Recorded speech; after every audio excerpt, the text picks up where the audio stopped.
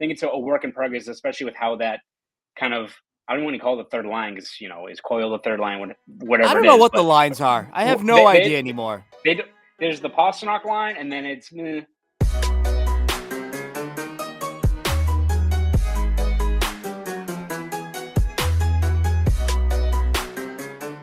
And welcome into Poke the Bear, episode 186, presented by CLNS Media and sponsored by our good friends over at FanDuel and Factor Meals.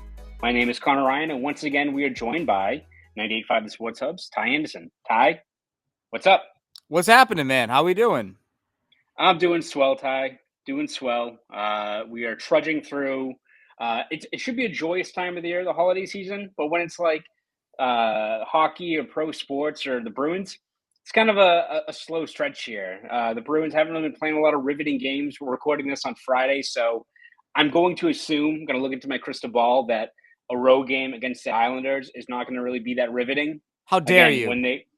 when it's a 5-1 game or something, then you can come back and yell at me. But whatever happens tonight at UBS Arena, their previous game against the Devils, bit of a slow stretch here. So we'll talk a little bit about the Bruins play as of late, but then maybe look at more big picture things. But I guess starting off, let's look at the one game we can kind of glean from, which is Bruins go to New Jersey. Devils viewed as a potential powerhouse in the league going into the year. Bit of a slow start. Bruins come away with a 2-1 OT loss, get a point out of it. What kind of stood out to you, Ty, out of this game that really was not that riveting? It felt like an old New Jersey Devils game as opposed to kind of the run and gun that they've been over the last maybe year and a half.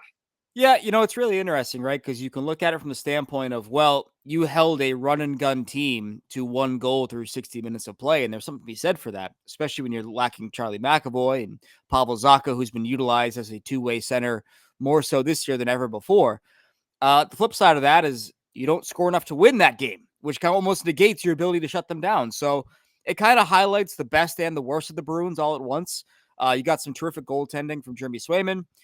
Defensively, again, like I said, good effort. PK I thought was great, but you don't score enough goals, right? And so that is the tug of war this team is going to have basically all season long, it feels like, where you're going to have to hope that you can just eke out a win. You can eke out just enough of what you need to get the 2 points. So overall, like, listen, when you can make Jack Hughes and Nico Hischier, like when you can make them kind of quiet, that's always a good sign.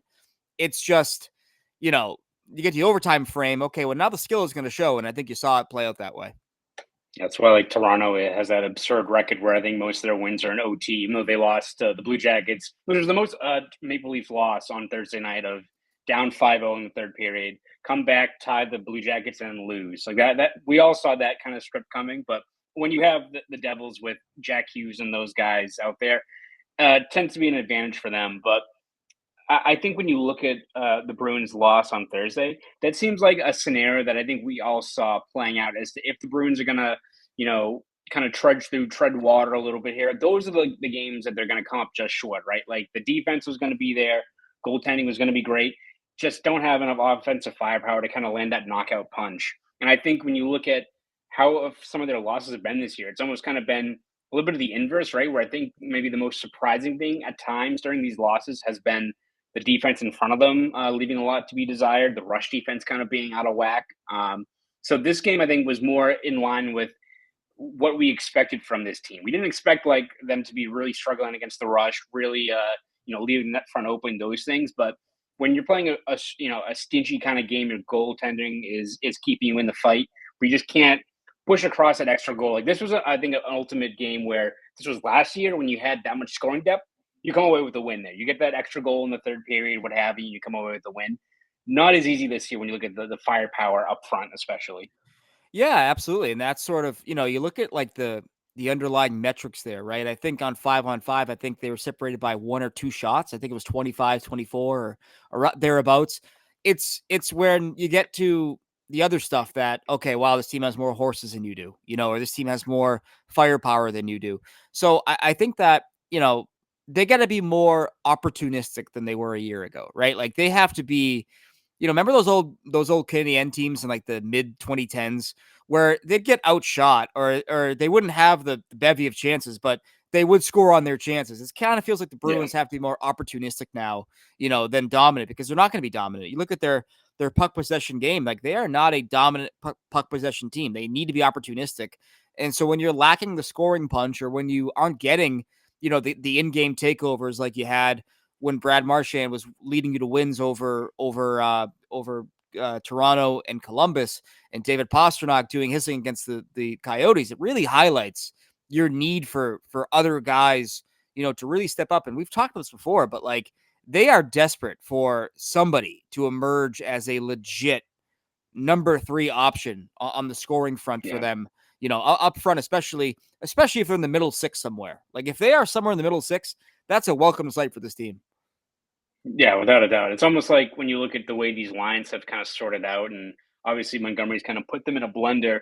The best case scenario is you have a situation where I think you keep Coyle, JVR, and Frederick together, because whatever it is about that crew, numbers are great. They always play well together. If you can pencil that in, but then you have another guy that can drive play up with the usual suspects like Marchand or Pasternak or what have you. Like, so a guy like DeBrusk, I think, is so important. You need that guy to go on a heater and keep it going, right? You don't want just another, typical 5 goals in 8 games or what have you from DeBrusk. You'll take it. You'll probably win quite a few games when your goaltending and your defense is that good when a guy like him's going off. But that's a guy that I think stands out that you desperately need to get him rolling it, or being just a consistent conduit of offense. Because right now you just cannot rely on Marchand and Pastrnak to bail you out, and then putting all that pressure on guys that already have a whole bunch of pressure on them in a Coyle or a Zaka night in, night out. And just, it's not sustainable when you look at the way this line was built. Yeah, exactly. And, you're getting some solid contributions that, from Matthew Poitras, from Danton Heinen. But, Yeah. if you told me in July that that's who you're going to be relying on for your secondary scoring, I'd say you're going to be in some trouble. And you're kind of seeing that a little bit. So, it's going to be, we've talked about their identity. We've talked about what they're going to most likely be like. It's playing out that way. It's just some of the guys that we thought would be big time contributors, namely Jake DeBrusk, like you got to get a little bit going here, and I think he's like, and it's so hard for me to say that because I think he's doing other things really well. Yeah. It's just this team is built for him to be their third best scorer right now. And it's not happening. So that's where you got to hope that, either other guys can continue to step up, or he can find himself going here. What I will say is that he enters tonight's game. He's got some pretty good recent numbers against New York. So maybe this is a time where he can get going here, get that spark going a little bit and see if it can turn into something. Absolutely. You need to get him on a roll desperately. And one guy that has kind of stepped up, especially in the last couple of games, Morgan Geekie, who I think I was high on after they signed him. I was one of the leading people driving the caravan of the Geek Squad. A bit of a rough start to the year in terms of just finding a consistent role. People thought maybe he was a 3C going into the preseason. Ends up, playing on the wing with Patra early on. That line looked pretty good. Ends up going to the 4th line. Steps up now with Zaka being out, and I think he's been pretty solid so far. And I think the one thing that always just stood out to me about Geekie in his limited time is 6'3", but not a power forward or a big guy like that, but always seems to have the puck behind the net. Like always seems to be putting himself in the right spots. That I think, especially over this stretch here, where he's up with guys that are more more established, higher octane offensive players like a Pastrnak or a DeBrusk. If you have a guy who's poised with the puck that operates down low like that, and you're feeding it to a guy like Pastrnak and DeBrusk as opposed to a Beecher or a Lauko, odds are you have a good chance of kind of boosting up your offensive numbers. So I think he's been actually pretty solid so far. It's just maybe a temporary guy in that spot. Yeah, 100%. I mean, it kind of reminds me of like, like that's what you're mentioning is why I loved Geeky with Poitras, because I thought that he did the Yeah. dirty work to open up space and time for Poitras to succeed. And I thought that was a huge reason why Poitras was so successful out of the gate. He had 7 points in his first 11 NHL games, I think it was. Like Geeky was a reason for that. And it may have flown under the radar because it wasn't flashy, but he was doing, the grunt work. He was extending plays, using his body around the net, behind the net, in the corners, to fish out the puck to get it to Poitras. So, if he can do that with David Pastrnak, well, a lot of guys have had a lot of success doing that over the years. Again, Taylor Hall, Eric Holla, Pavel Zacha, the list goes on and on. And I've said this to you before, but like, if he's your Riley Nash, the guy that you can move up to the top 6 without missing a beat, Like, that's a lot of pressure taken off your team as a whole, right? And you could take some more chances here with other lineup configurations and other lines and just see what you got here or there. But ultimately, I do think that, you look at it and, Geeky is a guy that is appealing, for all the reasons you mentioned, as well as the fact that, you look at his points last year in Seattle in a fourth line role, like there may be something more there. There may be something more than, fourth line, third line kind of ceiling. Is he a fixture in your top six? Probably not. But again, from what you've seen, like you've seen some sparks here that make you think this guy could be something more, I think.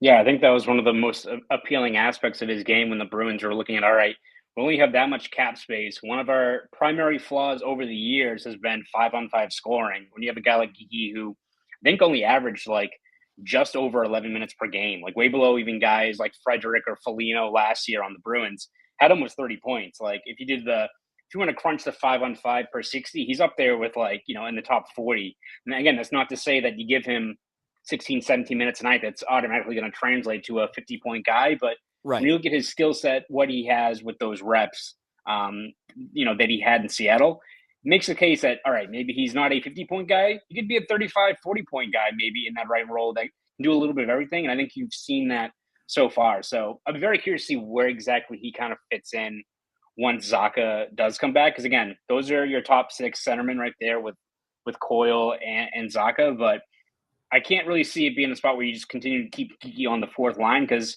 he had maybe a little bit more spark there offensively, but still, I think it's a work in progress, especially with how that kind of, I don't want to call it the third line because, is Coyle the third line, I whatever don't it know is. what the But lines are. I have no they, idea they, anymore. there's the Pasternak line, and then it's Yeah, like exactly. Exactly. I'd be inclined in the perfect world to be like the JVR Coyle Frederick line is your de facto like second line because they've been your best line. They're outscoring teams, I think 7-2, tilting the ice whenever they're out there. Like they're playing like a top six line, even if maybe conventionally they're not what you envision being a top six grouping. So Yeah, I mean, listen, if Morgan Geeky is store brand Michael Bunting for you, you'll take it. Like vanilla Bunting, he's not going to do the crap that Michael Bunting did, but you put him with two superstar players or two star players or one star player. Okay, maybe you got a little bit more to squeeze out of the lemon there, and you'll take that. That's where this team is, right? Like they got to squeeze every drop of juice out of all their lemons. Like that's what they are. So you got to find out where some of these guys fit and where they slot and how to best maximize that. It's like I'm not even opposed to putting Geeky, with Marchand for a little bit and seeing if you get something there as well. yeah, Like it just feels like that's what this team has to do. Like they are in. We talk about just getting through it, right? Getting through the holidays. They are in that self-discovery zone as well as the just get through it zone. Take some chances. Throw some crap at the wall. See what happens. See if something sticks here. I think that's what they should do, honestly. yeah. Jim Montgomery is going store to store looking for his Turbo Man doll and is yet to find it Yes. yet. All he's found is Booster, which fucking Yeah. no one Yeah. likes Booster. He's going to go to the radio station and be like, "Down the Prancer, Blitz, and Rudolph." He's going to start doing that. Just absolutely harass Martin Mull in his Yes. greatest film role. As we go off on a tangent here, talking about the greatest holiday cinematic experience of all time, Jingle All the Way. Let's take a brief break, Ty, and listen to our good friends over at FanDuel. Score early this NFL season with FanDuel, America's #1 sportsbook, because right now, new customers can get $150 in bonus bets with any winning $5 moneyline bet. That's $150 if your team wins. Now is the best time to join FanDuel. The app is easy to use and you can bet on everything from spreads, player props, over-unders, and more. And frankly, that's the best part about FanDuel, that you can bet on anything. You want to bet on how many wins the Patriots are going to have this year? Be my guest. Maybe how many shutouts Jeremy Swayman's going to have this season? Go for it. You can really do it all. So bet now on an app that's safe, secure, and super easy to use. Plus, when you win, you can get paid instantly. So visit FanDuel.com/Boston and kick off the NFL season with an offer you don't want to miss. FanDuel, official partner of the NFL.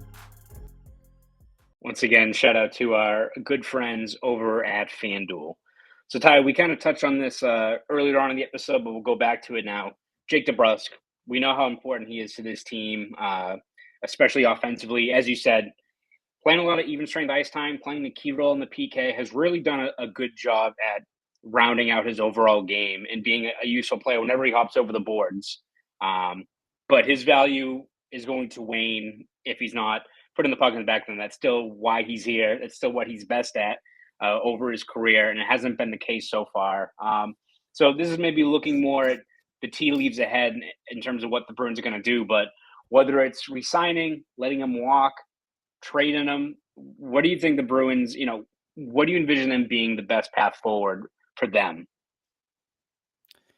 I think you got to re-sign him still. Even if you're frustrated with how he's playing this year, I don't know if you have anybody in-house who's ready to eclipse him in terms of his production and what he brings to you. I don't know if the free agent market can bring you an upgrade there as well. And you got to be mindful of the fact that Brad Marchand is currently your best left winger. He's 36 years old. Like that, that has to be in the back of your mind. So if you don't have anybody in-house knocking at the door, and you don't have, and you're mindful of your top left winger's age right now, I think you have to sign him. It's just a matter of what is the price. Like I entered this year thinking the Brandon Hagel contract was where you go. Yep. Has that come down though? Has that come down a little bit because DeBrusk has not been the same player that he was a year ago? And sure, there are other factors involved in that. Yeah, but you got to operate with what you have in front of you, right? And so has it come down? I do wonder if that's a legit thing now for the Bruins in terms of what they're willing to pay for him. Yeah, I think that's the biggest key because I can't see them trading him. We'll talk about trade discussions a little bit later on the podcast, but he's still such a useful asset that it's not just someone you throw away to make the money work per se. I don't think you'll let him walk because, again, I can't see him. If let's say he finishes the year heats up and ends up with 20 goals. Like we all think this was going to be the year he was going to break through at 30, but 20 goals still Right. plays, a good two-way game. I can't see him like going on the market and someone throwing 6 million or something like that at him. So I can't see a situation like that. So if you're the Bruins and the price is 5, 4.5, something like that, I think that's a guy you still have to re-up if it's just falling around that level. Again, hell, if there's ever a guy to go on a heater and still put himself in a spot to get 25 plus goals, it could be DeBrusk just on the way he plays and the fact that I think he's been pretty unlucky. But I think, where his value is too is, as you said, if you're trying to, keep this sustainable, winning roster in place, a guy like DeBrusk, again, you're banking on to score goals. We know that, and that's where his value is. But we look at everything else he does, if you let him walk or something like that, you say like, oh, we have a guy like Merkulov, or we have a guy like Lysell or something, some other, winger down in Providence, what have you.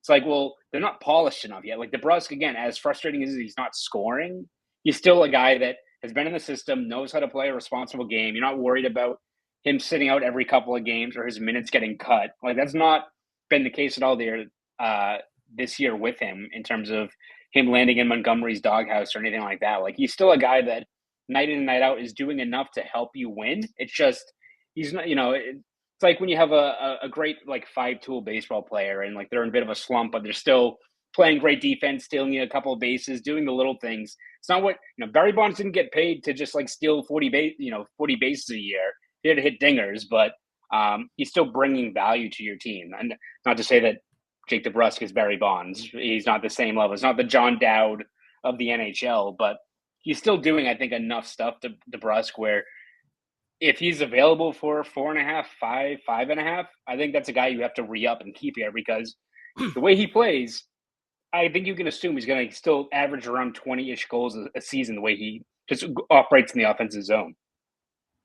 Yeah, and the other part of it too is like, I would still sign him to a 7-year deal, 5.5 per. I would do it. And a lot of the reason is because of what you're talking about. You know that Jake DeBrusk has played over 50 minutes on the PK this year. The opponents have scored 1 goal during those 50 minutes. There is value there. When you are a low-scoring team and when you struggle to score, if you have a PK guy who during his 52 minutes on the ice, the opponents have scored 1 goal, like that, like I put significant value in that. Yes, like we've said, you want him scoring more, but if he's going to round out his game and become, Marchand light when it comes to killing penalties, becoming dependable and reliable and utilized frequently in that role, that's huge. And you trust that he has the natural goal scoring ability that he's always had to pull himself out of those funks. If he's learning more tricks and adding more to his toolbox, like you mentioned, that's huge. And in case you're curious, I went and crunched these numbers here. 78 NHL forwards have played 50 minutes on the kill this year, at least. DeBrusk's on the ice, goals against per 60, 1.15. That's number one out of that group of 78 players. So he is doing his job on the PK. Yes, you want more scoring, absolutely.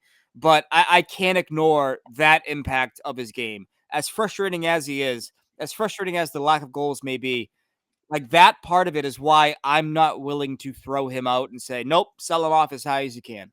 Yeah. No, and it's also like you look at the way he's playing in the offensive zone. Like I wouldn't even say it's maybe in past years where it's like, all right, he's floating outside the zone. Like this is a guy that, again, whether it's shooting luck, whether it's a bunch of other factors, again, and I'll be on this ship as it's sinking in February if he's still on pace for 12 goals or something like that. I'll still go down with just the way he plays, but I think you look at just his approach, his speed, his knack for hanging around the net front, doing all those little things that you keep at it. The regression you've seen right now is going to bounce back at some point. Like just the way he plays, it's not something that's reliant on his own effort or what have you. Like if he keeps on doing what he's doing, whether it's this year or in the years ahead, if you're hesitant about giving him a long-term contract, I think it's very safe to pencil him in for 20-ish goals year in and year out. Like, again, maybe that's just the optimistic viewpoint, but when you add in what he brings in terms of his responsibilities defensively, he can play the power play. Hasn't really been the case this year, but you round his overall game. If you can get him for $5 million a year for what he brings and what he should provide on an average basis offensively, it seems like that's a guy worth retaining as you're trying to build this next foundation. Having him being a guy you can pencil in every year in your middle six, it's pretty good. Yeah, 100%. And to what we talked about, like if you had somebody knocking at the door or pushing him on the roster right now, for his minutes, I'd say, you keep you sort of test the waters and see what you can get for him. But I simply don't see the external option that is a bona fide, legit upgrade at, be it right wing 2, left wing 2, right wing 1, whatever it may be. Like, what is the most cost efficient way of replacing him? And is it an upgrade? And I simply don't see that. Yeah, no, absolutely. I agree. So we'll see if he can maybe break out with this game. As you said, he has a good track record against the Islanders. Got some net front time on the power play in the last game. Maybe some more reps there will get him going as well. So Bruins desperately need a breakout performance from him. But Ty, as we kind of turn and look ahead to maybe the Bruins' plans in February and March, before we get to that, let's take another brief break and hear from our other sponsors at Factor Meals. This holiday season, you might be looking for nutritious, convenient meals to keep you energized on jam-packed days. Factor, America's #1 ready-to-eat meal delivery service, can help you fuel up fast for breakfast, lunch, and dinner with chef-prepared, dietitian-approved, ready-to-eat meals delivered straight to your door. You'll save time, eat well, and stay on track with your healthy lifestyle while tackling all your holiday to-dos. Too busy with holiday plans to cook, but want to make sure you're eating well? With Factor, skip the extra trip to the grocery store and the chopping, prepping, and cleaning up too, while still getting the flavor and nutritional quality you'll need. Factor's fresh, never frozen meals are ready in just 2 minutes, so all you need to do is heat and enjoy. This November, get Factor and enjoy eating well without the hassle. Simply choose your meals and enjoy fresh, flavor-packed meals delivered to your door. Ready in just 2 minutes, no prep, no mess. So head to factormeals.com/poke50 and use code POKE50, that's POKE 50, to get 50% off. That's code POKE50 at factormeals.com/poke50 to get 50% off. Once again, shout out to our good friends over at Factor Meals. All right, Ty, let's look ahead to a fun part of the season as we trudge through the slow days of December. Trade deadline, trade targets for the Bruins, and I think one name you're starting to hear a little bit more, especially just across the league, Elias Lindholm of the Calgary Flames. Calgary, not very good. Lindholm, pending free agent. Put two together. Would not be surprised if he's playing somewhere else here later on this winter. A couple of people have mentioned before the interest of the Bruins have in Lindholm. I think Kevin Weeks recently threw that name out there. Again, it's easy to put that correlation together when you look at losing guys like Bergeron and Krejci and what Lindholm's style of play is. I know you've mentioned Lindholm, I think, back in the summer as a guy the Bruins should kind of circle on their wish list. But how likely do you think it is that the Bruins are realistic, buyers at the deadline for a guy like Lindholm in terms of what he can bring this team? Yeah, it'd be great. I struggle to see how they can make this work from a trade standpoint. And I say that for a variety of reasons. One, their lack of capital, particularly on the trade front when it comes to futures. Not a lot of prospects, not a lot of draft picks. So how do you make that trade happen? I don't know if you're going to get Calgary to bite on, a package of hey, we got Matt Grzelcyk and Jake DeBrusk, and you want Johnny Beecher too. Like that sounds kind of unlikely, right? Like they're gonna want, I think, futures, especially with the problems that they've had retaining players and or players wanting to stay there. So I just don't see how they can make a trade work without getting super creative or simply mortgaging even more of their already limited future, in my opinion. Yeah, I feel like it's one of those things where I could see Don Sweeney, the Bruins, like looking at it, and again, they're very, I think, cognizant of the fact you can't keep on going back to the well and giving up future first round picks and prospects and what have you, because you've done it quite a bit over the last couple of years. You got to put an end to it at some point. But even if like they were like, all right, if Lindholm's a guy that is a great two-way centerman that we can bring in this year, can sign him long term, and he's part of that next foundation as another top six centerman. Maybe they do whenever the hell their next first round pick is what, 25, 26? Like I believe it's 3,063. I believe so. When they want to get I believe when they get to the 3,067th first round pick, if they want to trade that, I could see that being the case. But even if they made that commitment because they believe that Lindholm's a guy they want to keep around long term, you still need to make the money work. Like, even if you wanted to once again do that, you need to take NHL assets off this roster that, again, not only are you subtracting from this roster of guys that are probably pretty useful, but as you said, what does Calgary necessarily want? Like, that's a team that they tried to do. I give them at least credit for trying to keep the ship afloat after the Gaudreau thing and kind of the moves they made of still being contenders, but hasn't worked out. So they're probably looking at a long-term rebuild of trying to start anew as they move out of that ancient building that they currently work in and what have you. But they don't want, I imagine, a Grzelcyk or a DeBrusk, or these guys are also going to be free agents. Like, what's like the one thing we've noticed about Calgary is like, who was it? Uyghur being like, yeah, like we need a new fucking locker room. Right. It's not really that appealing when like you have guys like DeBrusk who can go anywhere, or Grzelcyk. It's like, should I go stay in Calgary up in Alberta for like this busted ass arena when I just came from like the Bruins and their facilities? Like you're looking for younger talent. So unless it's rookies or guys on their early deals that you can kind of keep there and pitch them as being part of the next generation, I can't see the Bruins moving guys like, as you said, the Forberts, the Grzelcyks, the DeBrusk as being the key pieces there. But you need to do that. The money does not work. You have about 50,000, I think, in cap space right now. So yes, maybe the future first or a blue chip prospect, if you even have any, you want to give up, are the headliners there. But to make the money work, you got to be very, very creative if you're the Bruins in that situation. Yeah, and that's why I just have a hard time seeing it work for them right now. Like, he's the guy that they are now hoping gets to July 1. And you know what? That's the bet that they made. Like, they went all in last year, and we understand why. With Krejci and Bergeron, being gone, and with the last year of David Pastrnak not making $11 million, like, you had to do it. Like, you had to say, this is our final kick with this core. But the bill is due, and it's been due for a little while now. So you're paying it right now.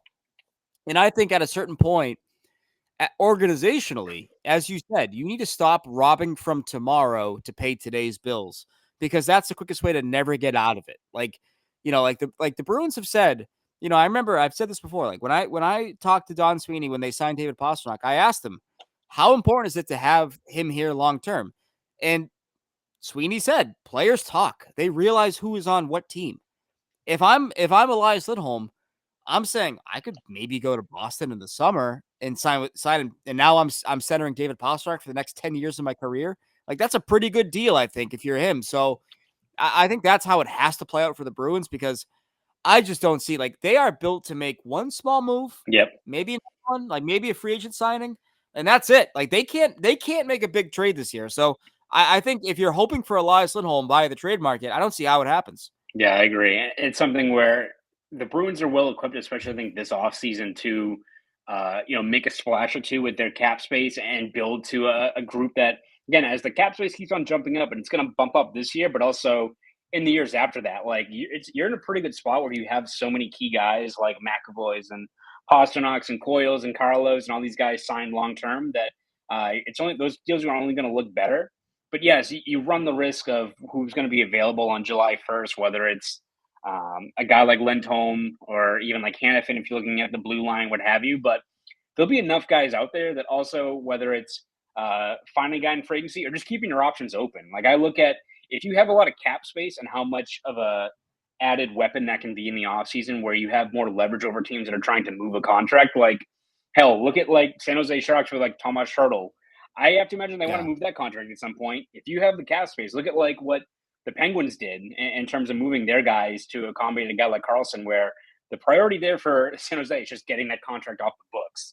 Like, so whether it's that, whether it's, I know like the Coyotes are playing better now, but like in the inevitable year or two when they're like, wow, we could really move Clayton Keller's contract, having that cap space or something like that gives you those options. So yes, I understand wanting to make a move in the next few months, but the fact that the Bruins have a pretty solid core in place right now with 20 plus million in cap space down the road that can only increase in the years ahead gives you a lot of options. It may not be a quick fix. It may not be the easy route of just, getting a guy like Lindholm out of the gate. But when you have that much cap space available and a really strong core already there, it makes for a pretty appealing pitch to whether it's a guy in free agency or a team just looking to dump a contract to a still pretty good player.